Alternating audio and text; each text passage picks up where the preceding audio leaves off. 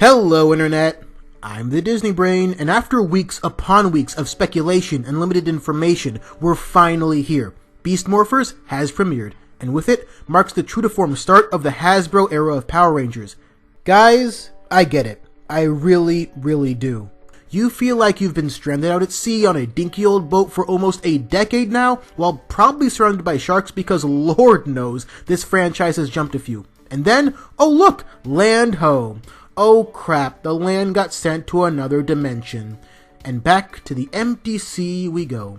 However, I think many of us can admit, myself included, that a lot of the Neo Saban criticism was a bit overblown. But at the same time, a lot of it just wasn't. So trust me when I say I've been floating right alongside you, even though I liked Emily, liked Noah, loved Antonio, and did see several aspects of Super Ninja Steel as legitimately charming and fun.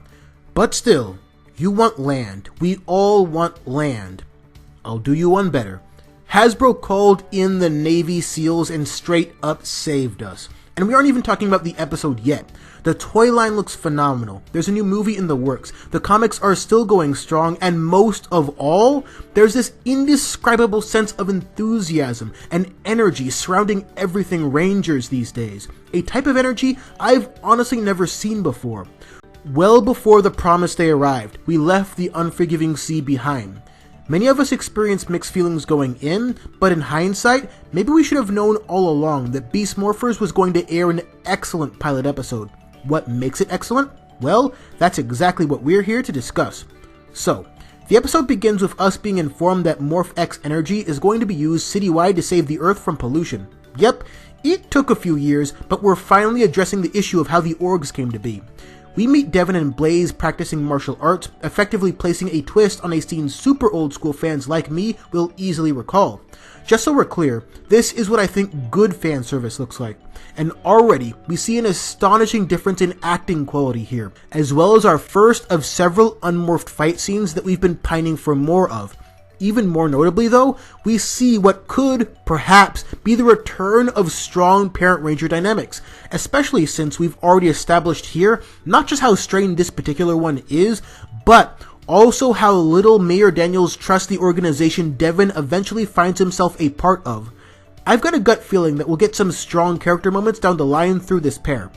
We then get to Grid Battle Force HQ, where the rest of the plot happens, including introducing us to the shockingly likable comedic relief pair of Ben and Betty.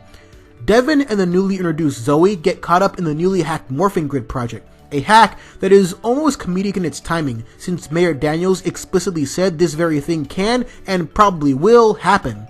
A little odd that he chose to name drop villains that were never all that threatening, but it's what a lot of the newer fans will remember most vividly, save Rita, but Rita is also recent for another reason. It's one of those things that makes more sense in a production meeting than in context, but we should just be happy that continuity is a thing at all, and a thing established early, and just see what they end up doing with it from here. Of course, not every villain, and not even most villains, fight the Rangers specifically to obtain their power, as the mayor may have implied. But both Sledge and Galvanax did want the power source the Ranger teams of either season depended on, so a contrarian this mayor certainly is not, and I think his concerns are some legitimate ones. But beyond that, what interests me maybe even more is how they'll handle Commander Shaw, who, at first glance, immediately strikes you as the progress at any price sort. And there's just no getting around the fact that her impatience and need for a quote-unquote quick check helped materialize the mayor's greatest worries. That's practically guaranteed as an episode 2 talking point. So, you might say that soon the new PR team is gonna face a PR nightmare. Haha! And we're done of dad jokes for the evening. Anyways, so Evox is an evil cobra, which is awesome in concept, but we don't see much from him yet, which I liked. Instead, they gave us another really well choreographed unmorphed battle scene before the Rangers finally arrived, and there's just too many priceless moments in between going from 0 to 100 to properly discuss them all. Guys, call me optimistic, but I think we're going to be fine with comic relief for a few years. So then the Rangers use their new DNA-infused powers to handle Blaze and Roxy's new avatars. Nate, our resident prodigy and ranger in waiting, does solid work on the outskirts and helps send the pair to a faraway place of which they will obviously return, thus setting up Evox's formal introduction in episode 2. But what I find more interesting is what will likely end up being the emotional focal point for the season. The guilt that Ravi now feels about distancing himself from Roxy. Between that and the fact that Commander Shaw doubles as his mother, we stand to get a metric ton of development for this guy, which is good because he sort of comes off the weakest among the main characters as a first impression, but it's easy to see how much inbuilt potential is just sitting there. All in all, calling Beasts Unleashed a breath of fresh air would be underselling it. This pilot does everything a great pilot should do, and most importantly, it does so while properly pacing itself out and not cramming too much in our faces during its 22-minute run. There's still a lot that needs establishing with a season like this, given everything they're setting up, and I'll always appreciate when any show takes their time in doing that. We have not one, but two parent-ranger relationships to sort out, an ex-girlfriend and a man I hope becomes this generation's Jared to save, and maybe most notably, sing along if you know the verse, two rangers who aren't even supposed to be there. Adding to my favorite ever ranger characterization, Devin and Zoe were easily the standouts here, and both of them could be the lifeblood of the season personality-wise. Devin's initial charm kind of speaks for itself, but Zoe so far is a really intriguing mix of everything I love about Boom and Casey. I know that I'm making excitable future forecasts here, but I would not be surprised at all if she ended up as the best character this go-round when it's all said and done. At most, she could embody the Orange Ranger story that Boom sadly only ever dreamed of. Plus, she conveys more personality in one scene than Sarah did in 40 plus episodes, so at bare minimum, she'll be a joy to watch. Now, all that having been said, we still have a long way to go before we can really, truly understand what this season could be. But unlike the premiere we got 2 years ago, a premiere so poorly thought out that they couldn't even be bothered to use a less obvious suit as a first impression, this pilot, this season so far, has everything right in front of it. All it needs to do is keep running. And I think it will.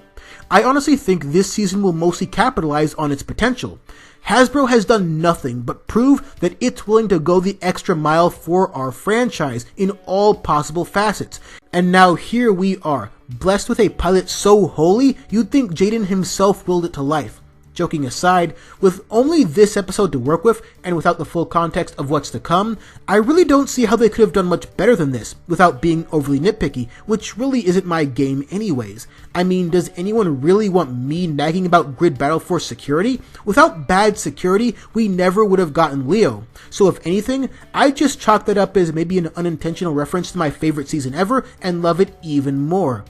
Guys, I've never been too particular about stuff like TV ratings, but given what I've seen of Nick's programming block, the Power Rangers are really going to need our help for a change. Just to be clear, I am not here to police anyone on how they go about watching things, because that would make me a rather sizable hypocrite. All I'm saying is that if you have the means, and if you like what you're seeing as much as I do, try to watch it live. I know, Saturday morning, blah, but since Nick is content with being SpongeBob Rerun Central, there won't be many additional airings unless Nick gives them more time slots than just Saturday and Sunday morning, which I don't know if they'll do yet. But what I do know is that I'm going to support our Hasbro overlords as much as I feasibly can for as long as their work ethic remains an ideal to strive for. Effort, not perfection, is the only thing I've ever wanted out of this franchise, and this era so far has that by the boatload, which is exactly why we're not stranded on one anymore. Now, the obvious question for both loyal viewers and the uninitiated among you is, will I be reviewing this show every week? The answer will always depend on what there is to say about any given episode. If episode 7 or whatever ends up being filler, nobody wants to hear me whine about that for 5 minutes. But since, as I mentioned, episode 2 strikes me as more of a part 2, there's a good chance we'll discuss that as well. And if you want to discuss episode 1 with me and some of your fellow viewers right now, join my Discord server and let's chat. But until then, thanks for watching.